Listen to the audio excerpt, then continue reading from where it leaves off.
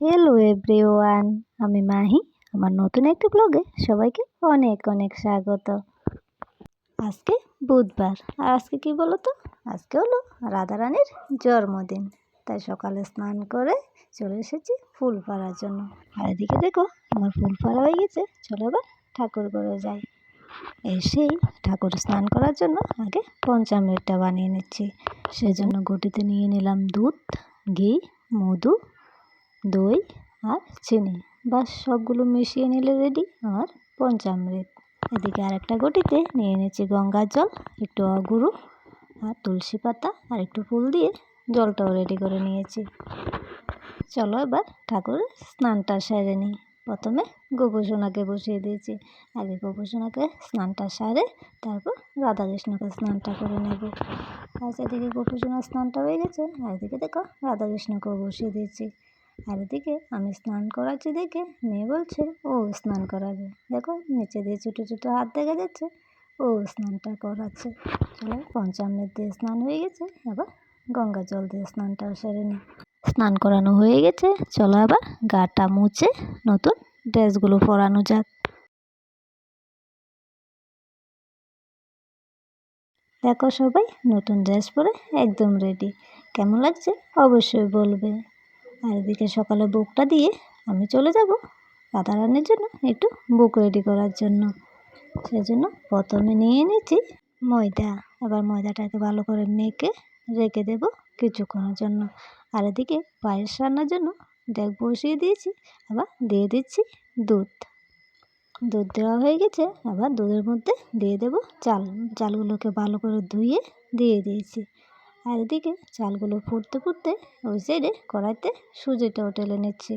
আর এদিকে চালটা ফুটছে, আর এদিকে আমার সুজিটা ডালা হয়ে গেছে। এবার সুজিটা নামিয়ে নেব।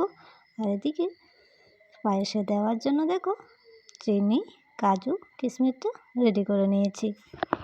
এদিকে আমার পায়েসের চালটা ফুটে গেছে, আবার এতে চিনি, কাজু, কিশমিশ দিয়ে দিয়েছি। আর কিছুক্ষণ নাড়িয়ে পায়েসটাও নামিয়ে নেব। এদিকে আমার পায়েস রেডি। আর এদিকে দেখো সুজিগুলোকে ঢেলে রেখে দিয়েছি। আর এখানে সুজির জন্য দুধ, চিনি, কাজু, কিশমিশ দিয়ে আগে জাল বসিয়ে দিয়েছি। উত্তরানো আসার পরে ওগুলোতে ভেজে রাখা সুজিটা দিয়ে দেব। এদিকে আমার সুজি দেওয়া হয়ে গেছে, এবার কিছুক্ষণ নাড়িয়ে দিয়ে দেব কোরানো নারকেল। বাস কিছুক্ষণ নাড়িয়ে নিলে রেডি আমার সুজি।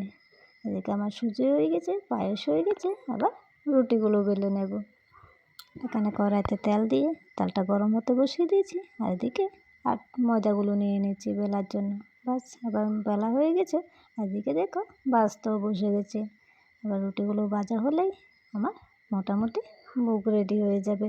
চলো আমার রুটি ভাজা হয়ে গেছে, আর এদিকে বুকগুলো এবার একে একে রেডি করে নিই।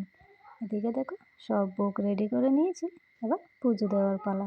এখানে দেখো পায়েস করেছি, সুজি করেছি, পুরি করেছি আর সাবু ফল দিয়ে একটা ভোগ করেছি।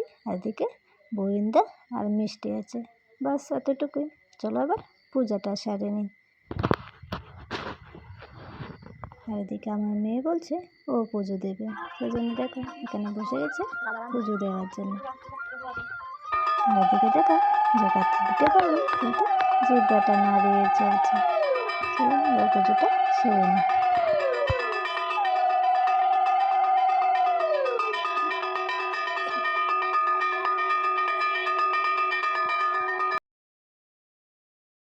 আমাদের পুজো মোটামুটি শেষ হয়ে গেছে। চলো এবার প্রসাদ নিয়ে নেব। আর ভিডিওটাও এখানে শেষ করছি। ভিডিওটি কেমন লেগেছে অবশ্যই বলবে। ভালো লাগলে লাইক, কমেন্ট, শেয়ার করে দিও। টাটা।